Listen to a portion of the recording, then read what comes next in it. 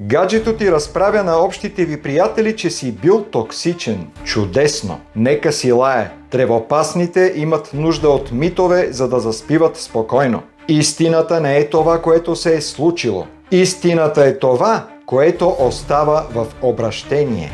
Ако някой се опита да ти припомни старата версия, гледаш като ударен с мокър парцал и казваш: това е твой прочит. Моята реалност е друга. Чиста его-дипломация. Който обяснява, губи. Който дефинира, доминира. Ако твоето минало не работи за твоя авторитет в настоящето, ти не си жертва. Ти си лош маркетолог на самия себе си. Напиши си нова биография и я повтаряй, докато балъците не започнат да я цитират. Историята се пише от победителите, а ти си единственият автор в твоя сараунд. Или моделираш, или те моделират. Изборът е твой.